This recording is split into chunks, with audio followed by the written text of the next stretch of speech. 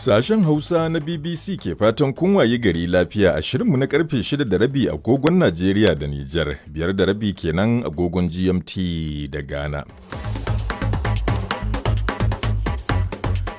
To a cikin shirin namu na yanzu za ku ji cewa magoya bayan 'yan adawa a Hungary sun shafa tsawon dare suna murna bayan kayar da Firaministan ƙasar Viktor Orban. Rundunar sojin Amurka ta ce umarnin da shugaba Donald Trump ya bayar na hana fita ko bi ta mashigar Hormuz ga jiragen Iran zai fara aiki da yammacin yau Litinin. A Najeriya ana ci gaba da samun bayanai kan adadin mutanen da suka mutu da ke ci gaba da karuwa sakamakon wani harin jirgin yakin soja a iyakar jihohin Borno da Yobe.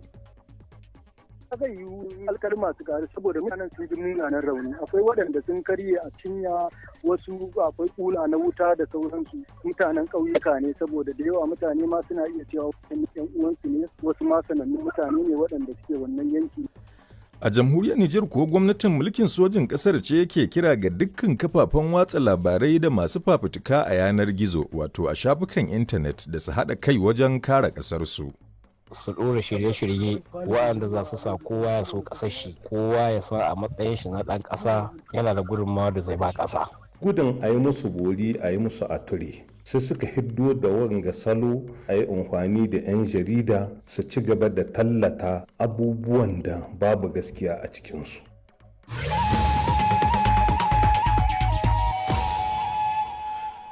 To muna tafa da dukkan waɗannan harma da ƙarin wasu rahotanni a cikin shirin amma da farko sai a gyara zama don shan labaran duniya. Ni ne Imam Saleh. Magoya bayan 'yan adawa a Hungary sun shafa tsawon dare suna murna bayan gagarumar nasarar da Peter Magyar da jam'iyyarsa ta Tiza mai goyon bayan tarayyar Turai suka samu, wadda ta girgiza nahiyar. Sun shafe sun lashe fiye da kashi 2/3 na kujerun majalisar dokoki. Abin da zai ba su damar sauya kundin tsarin mulkin kasar. It's a historic victory delivered by a record-breaking vote. Wakiliyar BBC ta ce wannan nasara ce mai cike da tarihi da fitar farin dangon da masu kada kuri'a suka yi ta haifar. Mr. Magyar ya shaidawa taron jama'a a birnin Budapest cewa sun kwato Hungary bayan sun hamɓarar da tsarin mulkin tsohon Firaministan ƙasar Viktor Orban.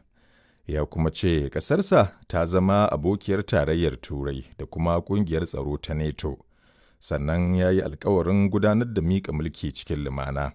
A nasa ɓangaren Viktor Orban ya bayyana sakamakon a matsayin mai raɗaɗi. Orban dai ya shafe shekaru 16 yana jagorantar Hungary. To shugabannin ƙasashen Turai da dama sun yaba wa nasarar da Peter Magyar ɗin ya samu a zaben na Hungary. Shugabar hukumar tarayyar Turai Ursula von der Leyen ta ce sakamakon ya nuna cewa Hungary ta zaɓi tarayyar Turai. Firaministan Jamus Friedrich Merz ya buƙaci Mr. Magyar da ya haɗa kai domin gina Turai mai ƙarfi da haɗin kai. Wannan na zuwa ne bayan shekaru na saɓani tsakanin tsohon Firaministan ƙasar ta Hungary Viktor Orban, wanda ke da kusanci da shugaban Rasha Vladimir Putin, sannan ya ta dakile shirin Turan na ba da tallafi ga Ukraine a yakin da take yi da Rasha. Kazalika ɗan gani kashenin shugaban Amurka Donald Trump ne.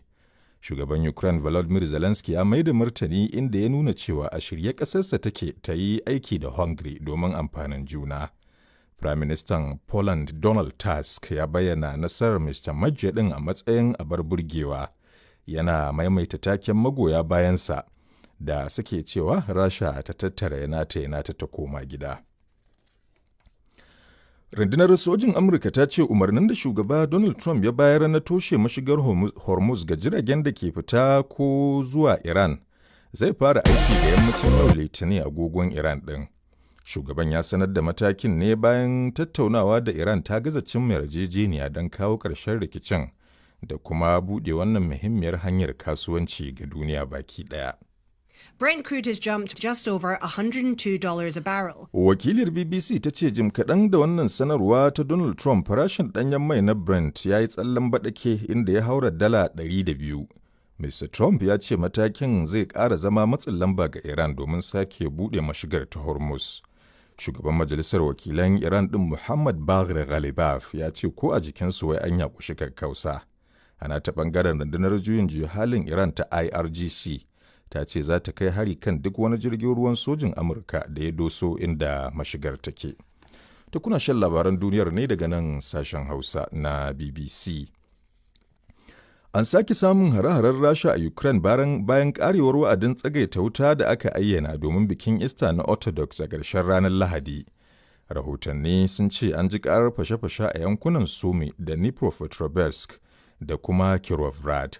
Haka kuma an ji ƙarar garkuwar tsaron sararin samaniya a birnin Kharkiv da ke arewa maso gabashin ƙasar. Tsagaita wutar dai bata cika lokacin da aka kwashe ba sai da ɓangarorin biyu suka zargi juna da karya yarjejeniyar sau da dama. Sada zumunta Trump ya ce shi ba babban mai goyon bayan fafaroman ba ne wanda ya bayyana ra'ayoyinsa a kan yakin da Amurka da Isra'ila ke yi da Iran. A nasa ɓangaren fafaroman ya bayyana barazanar da shugaban ya yi ta rusa al'umma da tarihin Iraniyawa a matsayin abin da ba za a amince da shi ba. Trump ya ƙara da cewa baya son fafaroman da ke sukar shugaban Amurka. Yana mai ikirarin da ba shi ne a fadar White House ba. Da fafaroman bai samu matsayin da yake kai a yanzu ba. A lokacin hutun Easter, Fafaroma Leo ya roƙi shugabanni a bainar jama'a da su kawo ƙarshen tashin hankali tare da daina bautar da jama'a da kuma ƙuntata musu. Ta ƙarshen labaran duniyar kenan daga nan sashen Hausa na BBC.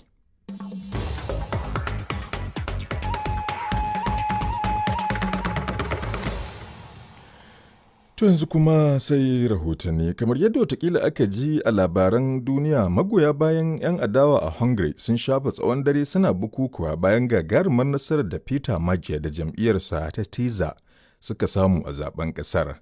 Jam'iyyar Tiza mai magoya bayan mai goyon bayan muradun kungiyar tarayyar Turai ta samu kashi 2/3 na kujerun majalisar dokokin kasar. Lamarin da zai bata damar canja kundin tsarin mulki.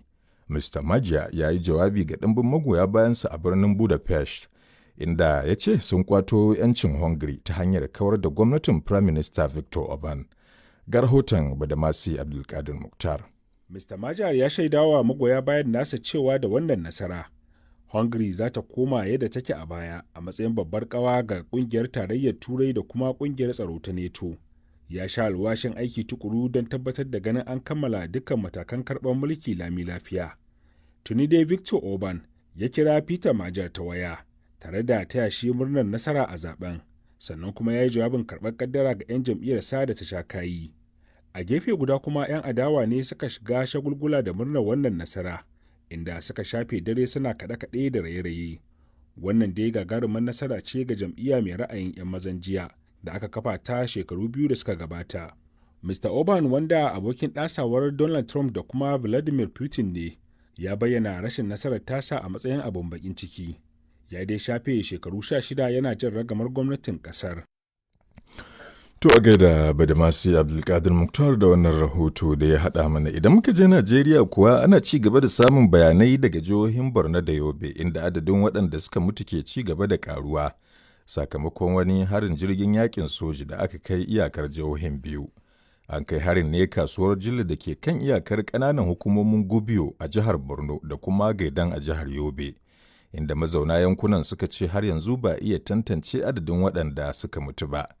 A wata sanarwa da ta fitar a jiya Lahadi, rundunar sojin Najeriya ta tabbatar da kai wannan hari, sai dai ta ce ta kai shi ne kan 'yan ta'adda a yankin na Jilli.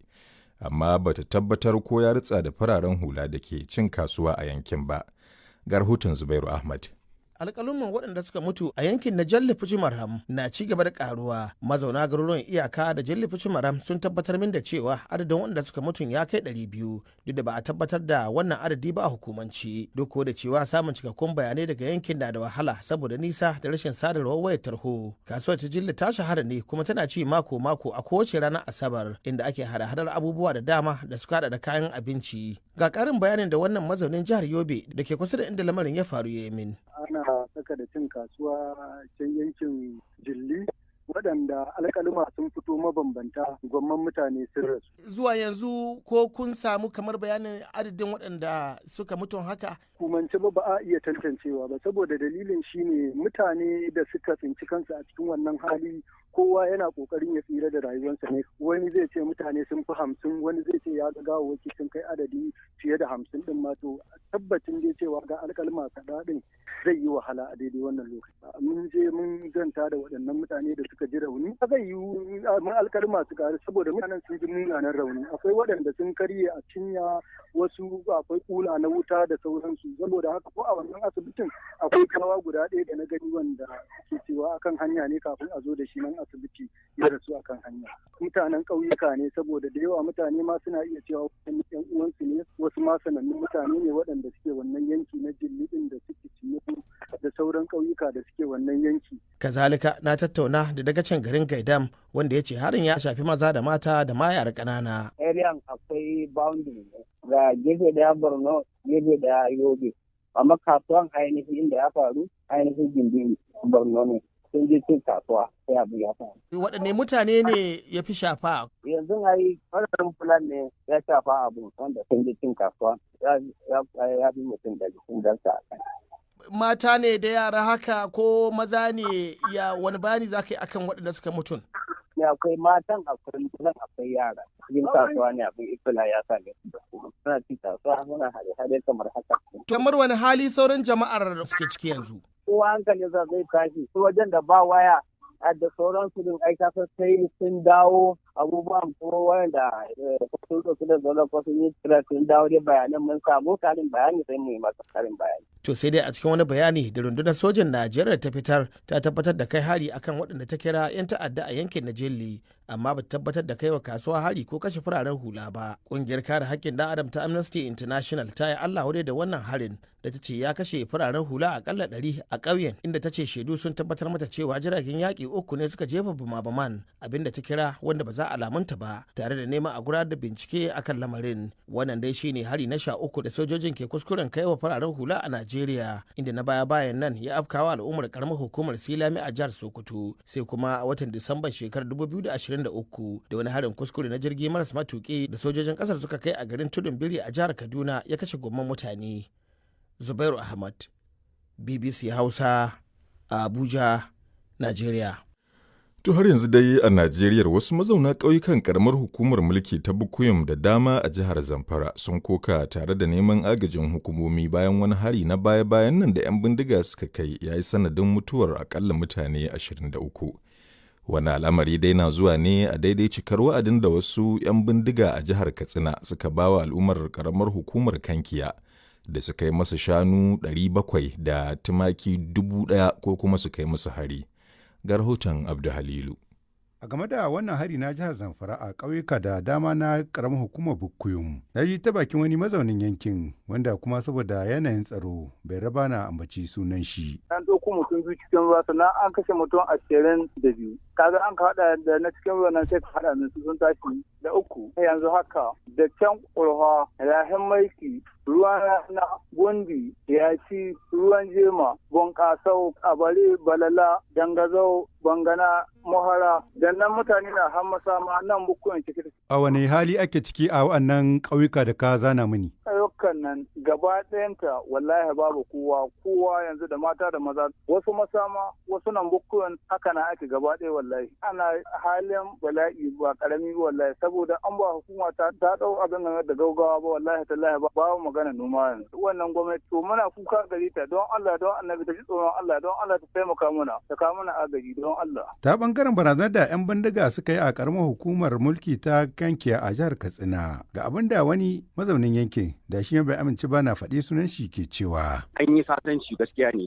sai kuma suka bulla can wajen yankin Rimari. Wanda suka ba gani dai a takardar cewa shi wannan ɗan ta'adda wanda ya shiga tsakani da gwamnati da sauran 'yan ta'adda aka sasanta shine aka ce ya rubuta takardai yana cewa gwamnati ta maida mai wasu shanayen shi da 'yan uwan shi 'yan ta'adda suka zo suka ɗauke ya faɗi wasu kwanaki cewa in har ba a yi haka ba to zai kai hare-hare a dukkan ƙananan hukumomin da ya jagoranci aka yi sasanci. To wannan abin shi yasa mutane suka shiga cikin damuwa wanda su kamar yankin su kuntuni inda nan ne aka ce ya zo ba da takardai to ko wakilin haki hakimi ne ta isa ma gwamnati. Wannan abin ya tada hankalin mutanen yankin kwarai da gaske. Da na tuntuɓi Dr. Nasiru Ma'azu, kwamishinan tsaro da ayyukan cikin gida a jihar ta Katsina, ya sanar da ni cewa wannan takarda ba ta da tushe. Irin wannan sakon da ake ta magana a kafafen labarai ɗan bindiga su rubuta takarda, abin tambaya anan shine shin ita takardar wa aka rubuto mawa kuma wa ya rubuto ta? A takardar in aka diba ba wanda aka rubuto mawa aka ce gashi an rubuta mawa ne, ko gwamnan jihar Katsina ko kwamishinan tsaro na jihar Katsina ko kwamishinan na 'yan sanda ko darakta na DSS ko kwamandan na civil defense ko brigade commander ko sarkin Katsina ko hakimin Kankiya ko hakimin Matazu ko hakimin Kusada ko hakimin Ciranci, babu, ba kuma wani wanda ya sa hannu ce shi ya zai rubuta ta. To nan takardar menene asalinta? Balle ma har a zo a wani magana kanta ko a yi hukunci kanta ko kuma a ce ga abin da ta kunsa. A hali yanzu kina ana iya cewa ga magana ba gaskiya bane, shafi faɗi ne. Ta yana za ka gaskata magana tunda ba a san aka rubuto ma ba. Shi wanda yake hudai ta ta'addanci a gurin wanda ake tunanin cewa ya rubuta ka da wanda ake ta magana ai bai yi karatu ba, balle ma a ce shi zai zana